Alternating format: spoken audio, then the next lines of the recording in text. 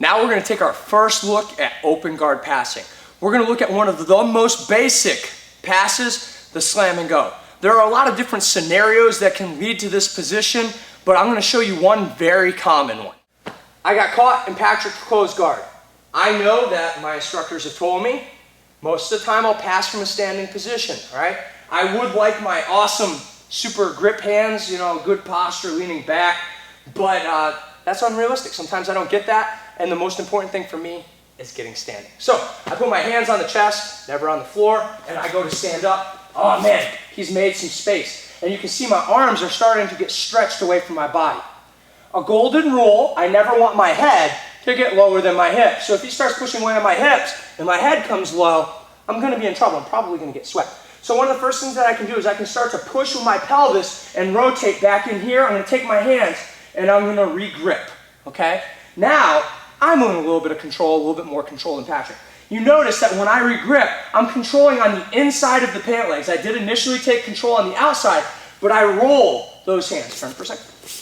I controlled on the outside, but I rolled to the inside. I really want to be controlling on the inside of the knees, okay? So, he's got those feet on my hips. He's got control of my hands. I tuck those elbows in nice and tight, and I'm keeping good pressure forward with my pelvis. Now, I'm controlling both legs, and a lot of people will put pressure forward first. The people that put pressure forward are enticing their opponent to push back into them, okay? Not necessarily needed at first. That's more of the high-level stuff. If you don't have that level of control yet, will you put your feet on my hips, please? If you don't have that level of control yet, you can go just straight from here. I'm going to step way back, and I'm going to slam his feet to the floor. When I step back, boom, his feet go to the floor. Awesome. From here, I'm going to start moving my feet back. All right, that's the piece that people miss. A lot of times, people will get here, and they'll start to turn and cut the corner, okay? What I want you to do is I want you to move so far back that if you lose your grip with your hands, you're going to fall on the floor, okay? All of your weight should be on the legs. Scare you for a second, Patrick? You did. Okay? Hands on the inside, nice and tight. I'm going to start walking to the side, and I'm going to let the knees turn, but I'm going to keep those tight grips. I'm going to get my bottom low. Don't stay nice and tall. Remember, I want to keep my hips lower than my head. I'm going to get to the side. I'm going to start to drive with my head. Once I drive with my head, I can take this hand off and bring it underneath.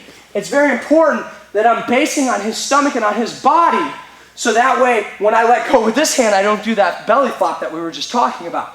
It also starts angling his back towards the floor. That's what we want. So I'm in here, my head comes in. Now I can take that hand off, control, and go to side control. Got control, boom, I stand up, he makes that space. Can't have that happening. I'm going to start to drop those hips, get control, nice and tight. I'm going to step back and slam, and now from here I'm going to walk my feet back, start making angle to the side. Don't rush in here, you're going to get rolled. From here I lead with my head, now my hand, and underneath. Very important to lead with the top of the head. Awesome. I stand up, feet on the hips, oh my gosh. Leading forward with that pelvis, control those legs. Step back and slam, all the way back.